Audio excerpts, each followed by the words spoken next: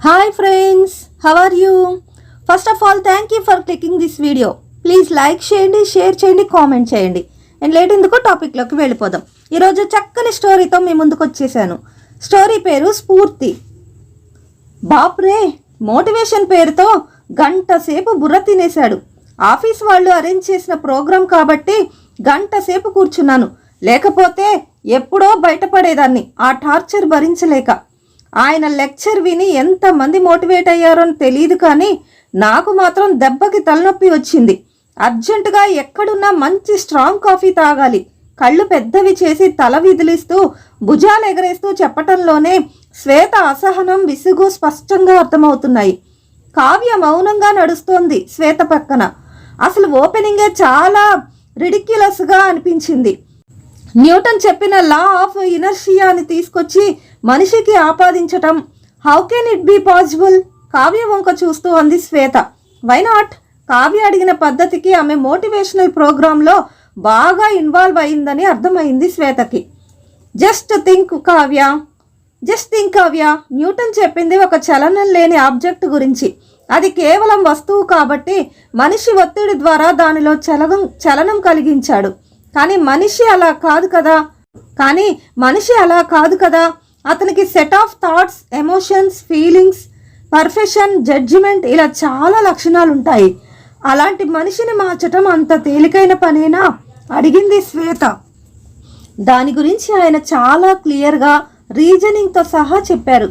మనిషిలో చలనం కలిగించటం అంటే తన మాటల ద్వారా ఎదుటి వ్యక్తుల్ని మోటివేట్ చేసి వాళ్లల్లో దాగి ఉన్న ఇన్నర్ థాట్స్ని, టాలెంట్ని వెలికి తీసుకురాగలగటం అనేది ఆయన ఉద్దేశ్యం.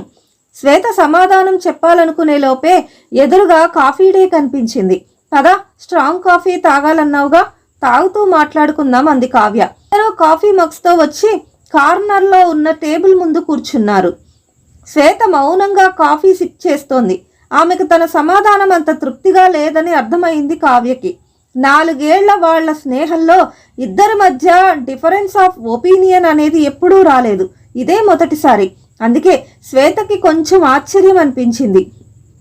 నీకు టైం ఉండి బోర్ అనుకోకుండా వింటానంటే నా జీవితంలో జరిగిన ఒక చిన్న సంఘటన చెప్తాను అంది కావ్య. నీ విషయంలో నాకెప్పుడు బోర్ అనేది లేదు. ఇక టైం అంటావా? అంత అర్జెంటుగా ఇంటికి పరిగెత్తి చేసేదేమీ లేదు. రాకేష్ వచ్చేసరికి ఎలాగూ రాత్రి 10 దాటుతుంది అంది శ్వేత.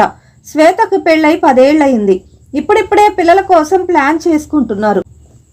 కావ్యకి 10 ఏళ్ల బాబు. వాడిని చూసుకోవటానికి వాళ్ళ దూరపు బంధువు రాజేశ్వరి గారిని పర్మనెంట్గా ఇంట్లో ఉండే ఏర్పాటు చేసుకుంది కావ్య. కావ్య చెప్పటం మొదలుపెట్టింది. శ్వేత, నాకు కూడా నీలాగే ఈ మోటివేషనల్ లెక్చర్స్ మీద అంత ఇంప్రెషన్ ఉండేది కాదు. కానీ కొన్ని ప్రశ్నలకి సమాధానం మన అనుభవాలే చెప్తాయి. అప్పుడు ఇంకా నమ్మక తప్పదు. చెప్పటం ఆపి కాఫీ సిప్ చేసింది.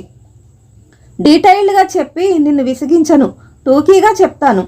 నేను ఎంటెక్ పూర్తి కాగానే ఒక సాఫ్ట్వేర్ కంపెనీలో జాయిన్ అయ్యాను. ఉద్యోగం, జీతం, జీవితం అన్నీ బాగున్నాయి. 2 ఏళ్లు జాబ్ చేశాక నాకు ప్రతాప్తో పెళ్ళయింది. అతను ఢిల్లీలో పనిచేసేవాడు, మార్కెటింగ్ సైడ్. అతనిది నాకన్నా మంచి జాబ్, మంచి జీతం కావటంతో మా పేరెంట్స్కి ఆ సంబంధం బాగా నచ్చింది. కానీ సమస్యల్లా నేను చెన్నైలో చేస్తున్న జాబ్ మానేయాలి. పోనీ ఢిల్లీ వెళ్ళాక ఏదన్నా ట్రై చేసుకుందామా అంటే అతను ఢిల్లీ నుంచి సౌత్కి మూవ్ అయ్యే ఆలోచనలో ఉన్నాడని పెళ్ళయ్యాక తెలిసింది. అది తెలిసాక నాకెంతో బాధ అనిపించింది. ఆ విషయం ముందే నాకెందుకు క్లియర్గా చెప్పలేదని అమ్మా నాన్నని, ప్రతాప్ని అడిగాను. ఎంత కావ్య, సంవత్సరంలో మనం సౌత్కి వెళ్ళిపోతాం. అప్పుడు నువ్వు మళ్ళీ హ్యాపీగా నీ కెరీర్ని కంటిన్యూ చేయొచ్చు. ప్రస్తుతం ఈ జాబ్లో నాకు ప్రెషర్ ఎక్కువగా ఉంటుంది. అందుకే ఈ నిర్ణయం తీసుకున్నాను. నాకు తెలుసు జాబ్ మానటం అంటే ఎంత బాధగా ఉంటుందో. నాకు మాత్రం నిన్ను మిస్ అవటం ఇష్టం లేదు. ప్లీజ్ ట్రై టు అండర్స్టాండ్ మీ అంటూ ఎంతో ప్రేమగా చెప్తున్న ప్రతాప్ మాటలకి ఎదురు చెప్పలేకపోయాను. 1 సంవత్సరం అనుకున్నది 2 ఏళ్లు పట్టింది. మేము బెంగళూరు రావటానికి. ఎప్పటికప్పుడు అయిపోయింది అన్నట్లే ఉండేది. పోస్ట్ పోన్ అవుతూనే ఉండేది. అలాంటి సిచ్యుయేషన్లో నేను జాబ్కి అప్లై చేయలేకపోయేదాన్ని. బెంగళూరు వచ్చాక నేను ముందు చేసిన పని జాబ్ సెర్చింగ్. కానీ ఇంతలోనే మళ్ళీ అంతరాయం. నేను కన్సీవ్ అయ్యానని తెలిసింది. నాకు అప్పుడే పిల్లల్ని కనాలని లేదు. ఆ మాటే ప్రతాప్కి చెప్పాను. తను కూడా సరేనన్నాడు. డాక్టర్ని కలిశాం. ఏవో చాలా టెస్టులు చేశాక నాకున్న హెల్త్ కండిషన్స్ వల్ల termination of pregnancy is not suggestible అని డాక్టర్ చెప్పారు.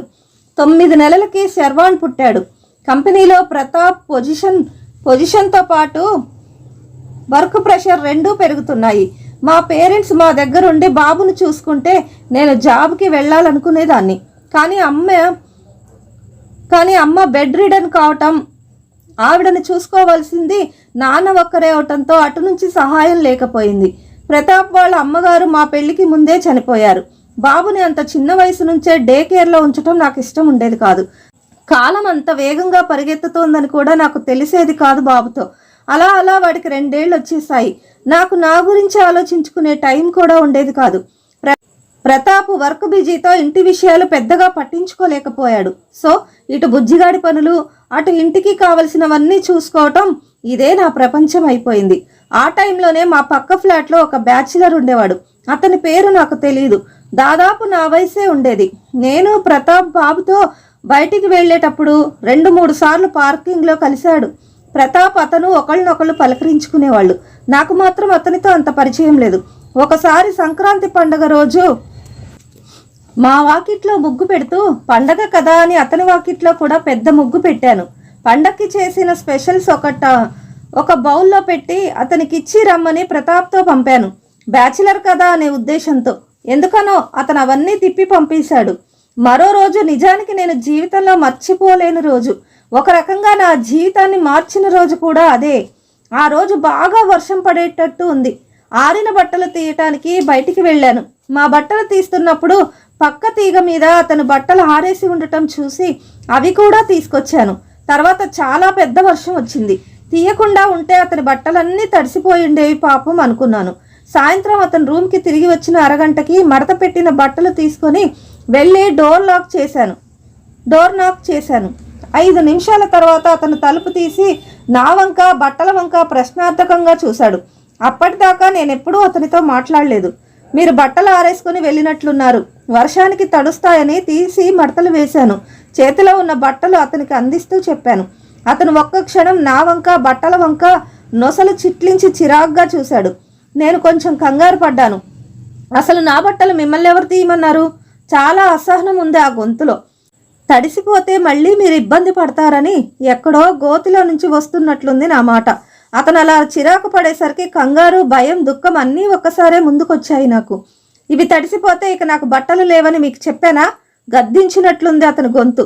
చేతిలో బట్టలు కింద పడేసి ఇంట్లోకి పారిపోవాలని ఉంది. కానీ ఎందుకో ఒక్క అడుగు కూడా కదలలేకపోయాను. పండగ రోజు కూడా అంతే. నా ఇంటి ముందు ముగ్గులేశారు, పిండి వంటలన్నీ పంపించారు. అసలు ఆ రోజే వచ్చి ఇలాంటివన్నీ నాకు నచ్చవు, ఇంకెప్పుడూ చేయొద్దని గట్టిగా చెప్పాలనుకున్నాను. పండగ పూట ఎందుకులే మిమ్మల్ని బాధ పెట్టడం అని ఊరుకున్నాను. అయినా మీకు ఇంకా వేరే పని పాట ఏం లేవా? అంత చదువుకుని కూడా వంటింట్లో పడి మగ్గిపోతుంటారు. అది కూడా చాలదన్నట్లు ఇలా చుట్టుపక్కల వాళ్ళ పనులు కూడా నెత్తినేసుకుంటారు. అసలు మీకంటూ ఒక డ్రీమ్, ఒక లైఫ్ ఏమీ ఉండవా? ఒక్కసారి బయట ప్రపంచాన్ని చూడండి, ఎలా పరుగులు పెడుతుందో. కెరీర్ కోసం, వాళ్ళని వాళ్ళు ప్రూవ్ చేసుకోవటం కోసం. మిమ్మల్ని చూస్తే జాలి పడాలో చిరాకు పడాలో కూడా అర్థం కావటం లేదు. Don't repeat it in future. Warning లాంటి అతని మాటలకి దిమ్మెరపోయాను. నేను తేరుకునేలోపు నా చేతిలో బట్టలు తీసుకొని టపీమంటూ నా ముఖానే తలిపేసుకున్నాడు. తర్వాత దాదాపు 10-15 రోజులు నా మనసులో లేదు. అవమాన భారంతో తలంతా దిమ్మెక్కిపోయింది. కరెక్ట్గా చెప్పాలంటే I was in the state of mental break down. ఎందుకో ప్రతాప్తో కూడా షేర్ చేసుకోవాలనిపించలేదు. అప్పటికీ తను చాలాసార్లు అడిగాడు, ఎందుకంత డల్గా ఉంటున్నావని. ఏదో సాకు చెప్పేదాన్ని. మెదడు కొంచెం నార్మల్ స్టేట్లోకి వచ్చాక చిన్నగా ఆలోచించడం మొదలుపెట్టాను. అతను అన్న ప్రతి మాటని చాలా జాగ్రత్తగా రీకలెక్ట్ చేసుకున్నాను. ఆ తర్వాత నన్ను నేను ప్రశ్నించుకున్నాను, అతను అన్న దాంట్లో తప్పేముంది? కరెక్ట్గానే అడిగాడు. అలా అనుకున్నాకే సరైన వేలో ఆలోచించటం మొదలుపెట్టాను. 10 రోజుల బ్రెయిన్ స్టార్మింగ్ తర్వాత ఒక నిర్ణయానికి వచ్చాను. ఆ రోజే నా నిర్ణయాన్ని ప్రతాప్కి చెప్పాను. ఇద్దరి మధ్య కొంత డిస్కషన్ తర్వాత ప్రతాప్ కూడా నాతో ఏకీభవించాడు. నెల రోజుల్లో శర్వాణ్ణి చూసుకోవటానికి మా దూరపు బంధువు రాజేశ్వరి గారు వచ్చారు. ఆవిడికి 50 పైనే వయసు ఉంటుంది. 2 అమ్మాయిలు. వాళ్ళకి పెళ్ళిళ్ళు అయిపోయాయి, భర్త లేడు. ఆవిడ బతికి తెరువు కోసం ఎక్కడైనా పని దొరుకుతుందేమో అని వెతుక్కుంటున్నట్టు తెలిసింది. బాబుని చూడటానికి మా దగ్గరికి రమ్మని అడిగాం. అభ్యంతరాలేమీ చెప్పకుండా వెంటనే వచ్చారామె. ఆ తరువాత 2 నెలల్లో నేను ఉద్యోగం సంపాదించి నా కెరీర్ని మళ్ళీ మొదలుపెట్టాను. అంతేకాదు, నాతో పాటు మరో వ్యక్తికి కూడా ఎంప్లాయ్మెంట్ ఇవ్వగలిగాననే తృప్తి, ఆనందం కూడా నాకు కలిగాయి. ఖాళీ అయిన కాఫీ మగ్ని టేబుల్ మీద పెడుతూ ఊపిరి తీసుకుంది కావ్య. ఇప్పుడు చెప్పు, ఇదే నిర్ణయం 2 ఏళ్ల ముందు నేను ఎందుకు తీసుకోలేకపోయాను?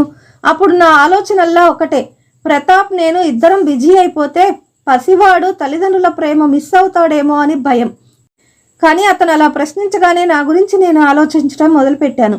అంతేకాదు, ఇంటి పనులన్నీ రాజేశ్వరి గారు చూసుకోవటంతో ఇంట్లో ఉండే సమయమంతా నేను, ప్రతాప్, బుజ్జిగాడితోనే ఎంజాయ్ చేసేవాళ్ళం.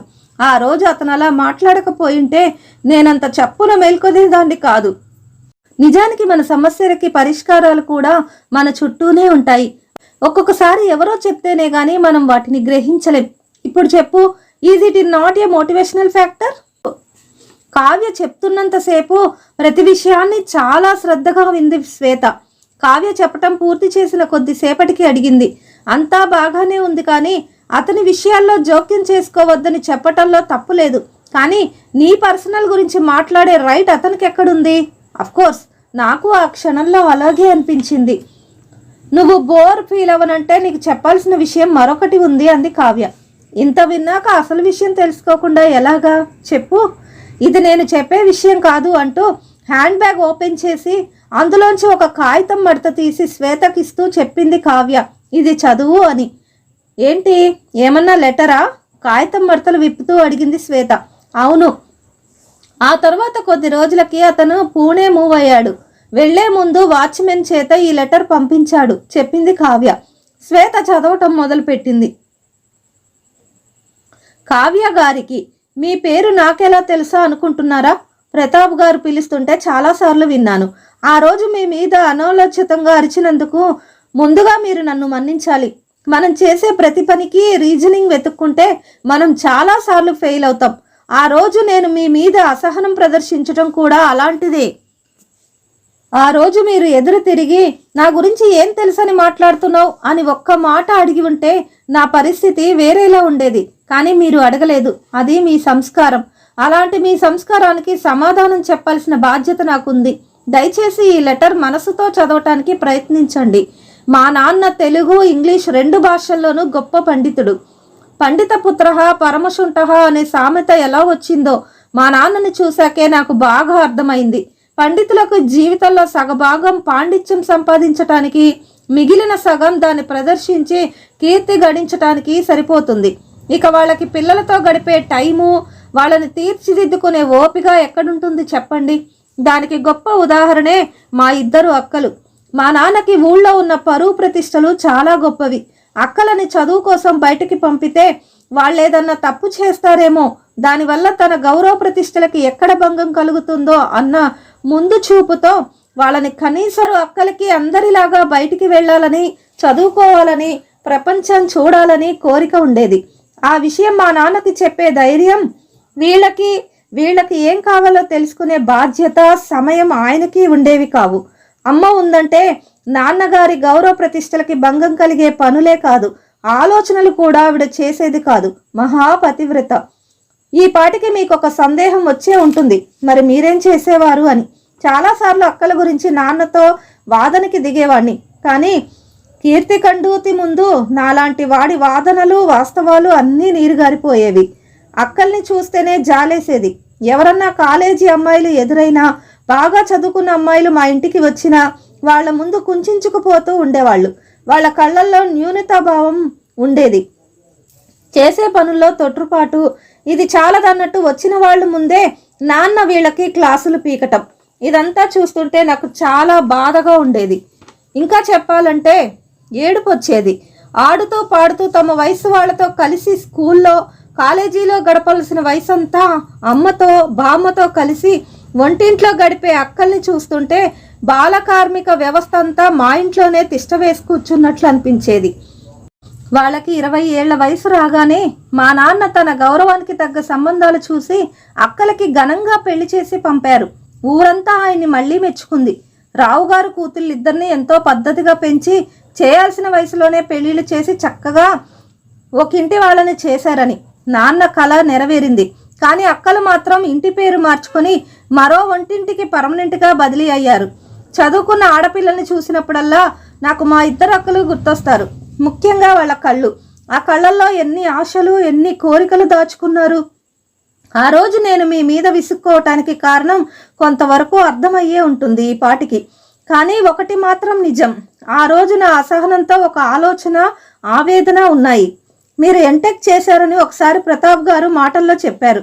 అప్పటి నుంచే నేను మీ గురించి ఆలోచించడం మొదలుపెట్టాను. చదువుకొని మా అక్కలకి చదువుకున్న మీకు పెద్ద తేడా ఏం లేదనిపించింది. మీరు కూడా వాళ్ళలాగే ఒంటిల్లు, పిల్లాడు, భర్త ఇదే ప్రపంచంగా బ్రతికేస్తున్నారు. పెళ్లిలో అప్పగింతలప్పుడు అక్కలు ఏడుస్తుంటే ఏమనిపించిందో తెలుసా? అప్పటిదాకా కళ్ళల్లో దాచుకున్న ఆశలు, కోరికలు కన్నీళ్లుగా మారి శాశ్వతంగా కరిగిపోతున్నాయి అనిపించింది. యుగాలు గడిచినా ప్రపంచంలో ఎన్నో అద్భుతాలు సృష్టించబడుతున్న ఆడపిల్లల విషయంలో మాత్రం సాధించిన మార్పేమీ పెద్దగా లేదు. ఆడపిల్ల చదువుకున్నంత మాత్రాన ఇంటిని, పిల్లల్ని చక్కదిద్దుకోవటంలో తప్పేముందని మీరు అడగవచ్చు. తప్పేమీ లేదు. కానీ ఉద్యోగం చేస్తూ కూడా ఇంటిని చక్కదిద్దుకోవచ్చు. కుటుంబం ఇద్దరిది అయినప్పుడు పిల్లల పెంపకం, ఇంటి బాధ్యతలు కూడా ఇద్దరివి కావాలి. అలా కాకుండా ఒకళ్ళ అభివృద్ధికి అడ్డుకట్ట వేసి దాని మీద మరొకరు భవనాలు నిర్మించుకోవటం అనేది సరైన పద్ధతి కాదు. ఉద్యోగం, కెరీర్ మగవాడికి ఎంత ముఖ్యమో ఆడవారికి కూడా అంతే ముఖ్యమనే భావం మనలో రావాలి. భార్యాభర్తల మధ్య అదొక కాంట్రాక్టు లాగా కాకుండా ఒక అవగాహనతో జరగాలి. లేకపోతే మనం ఆశపడే సమానత్వం ఎన్ని తరాలు గడిచినా స్టేజీల మీద ఉపన్యాసాలకే పరిమితం అవుతుంది. మీరు ఇంకో 3 ఏళ్ల తర్వాత మీ బాబుని స్కూల్లో జాయిన్ చేసి మళ్ళీ కెరీర్ స్టార్ట్ చేయాలన్న ఆలోచనతో ఉండి ఉండొచ్చు. కానీ ఒక్క విషయం గమనించండి, ఈ పోటీ ప్రపంచంలో మీరు ఎప్పటికీ 5 ఏళ్లు వెనకబడే ఉంటారు. అది మీ కెరీర్లో ఎప్పటికీ ఒక అసంతృప్తిగానే మిగిలిపోతుంది. ఇది చిన్న విషయమే అనిపించవచ్చు. స్త్రీ పురుషుల మధ్య అసమానత్వానికి పునాదులు పడింది ఇలాంటి చిన్న చిన్న విషయాలతోనే. కావ్య గారు, మీరే కాదు, మీలాంటి చదువుకున్న అమ్మాయిలు చాలా మంది వాళ్ళకి కావాల్సింది వాళ్ళు సాధించుకోవటం మీలాంటి చదువుకున్న అమ్మాయిలు చాలా మంది వాళ్ళకి కావాల్సింది వాళ్ళు సాధించుకోవటం చేతకాక సర్దుకుపోవటానికి అలవాటు పడిపోతున్నారు. అదే నా ఆవేదన. మీకు లెటర్ రాయటంలో ఉద్దేశం కూడా అదే. నా మనసులోని భావాల్ని సరిగ్గా కన్వే చేయగలిగానో లేదో నాకైతే తెలియదు. మీరు మాత్రం సరిగానే అర్థం చేసుకోగలరనే నమ్మకం నాకుంది. ఇట్లు భరత్. లెటర్ మడిచి కావ్యకి ఇస్తూ అంది శ్వేత. Very interesting person. కాబోయే భార్య చాలా అదృష్టవంతురాలు అని. అతని భావాల్ని ఆమె కూడా సరిగ్గా అర్థం చేసుకోగలిగితే భరత్ కూడా అదృష్టవంతుడవుతాడు అంది కావ్య. ఇద్దరూ కాఫీ డే నుంచి బయటికి వచ్చి నడవటం మొదలుపెట్టారు. ఇంతకీ న్యూటన్ సిద్ధాంతాన్ని మనిషికి కూడా ఆపాదించవచ్చు అనే దాంతో నువ్వు ఏకీభవిస్తావా? నవ్వుతూ అడిగింది కావ్య. శ్వేత కొంచెం నాటకీయంగా తలూపుతూ ఒప్పుకుంటా, కానీ చలనం లేని ఏ వస్తువునైనా అనే కన్నా చలించగల లక్షణం ఉన్న ఏ వస్తువునైనా అనే చిన్న సవరణతో అంది. అప్పుడు అది న్యూటన్ సిద్ధాంతం ఎందుకు అవుతుంది? శ్వేత సిద్ధాంతం అవుతుంది కానీ అంది కావ్య పెద్దగా నవ్వుతూ. శ్వేత కూడా శృతి కలిపింది. చూసారా ఫ్రెండ్స్, ఈ కథ చెప్పటంలో నా జీవితం కూడా ఆధారపడి ఉంది. నేను కూడా ఒకప్పుడు ఇలాగే ఎంత చదువుకున్నా కూడా పెళ్ళైన తర్వాత, పెళ్ళికి ముందు కూడా, పెళ్ళైన తర్వాత కూడా ఏ పని చేయకుండా వాళ్ళిళ్ళలో వీళ్ళిళ్ళలో సహాయం అంటూ వెళ్ళి అందరి ఇళ్లలో చాకరీలు చేస్తూ గడిపి ఒక వయసు వచ్చిన తర్వాత, పిల్లలు పెద్దోళ్ళు అయిన తర్వాత అయ్యో నా జీవితం ఏంటి అని చూసుకుంటే, వెనక్కి తిరిగి చూసుకుంటే ఏమీ లేదు. ఈ కథ ఎప్పుడైతే చదివానో నేను చాలా స్ఫూర్తిగా తీసుకున్నాను. నాలాంటి వాళ్ళు ఎందరో ఉంటారని ఈ కథ చెప్పాలనిపించింది. ఈ కథ మీ అందరికీ నచ్చి ఉంటే నాలాంటి వాళ్ళు అందరూ కూడా మరి వాళ్ళ జీవితాన్ని ఒంటింటికే గడపకుండా బయటికి రావాలని, వారి జీవితాన్ని నాలాగే ఒంటింట్లో గడపకుండా వారు కూడా బయటికి వచ్చి ఎంతోమందికి స్ఫూర్తిగా నిలవాలని ఆకాంక్షిస్తూ ఈ కథ మీ అందరికీ చెప్తున్నాను. మీకు నచ్చితే లైక్ చేయండి, షేర్ చేయండి అండ్ అలాగే కామెంట్ చేయండి. సబ్స్క్రైబ్ చేసుకొని ఆ పక్కనే ఉన్న బెల్ ఐకాన్ నొక్కటం మర్చిపోకండి. ఏమంటే చివరిగా ఓ మాట, తప్పకుండా ఈ కథని అందరికీ షేర్ చేస్తారు కదూ, ఎందుకంటే నాలాంటి వాళ్ళు ఎంతో మందికి ఇది స్ఫూర్తిగా ఉంటుందని నా ఆకాంక్ష. Thank you very much.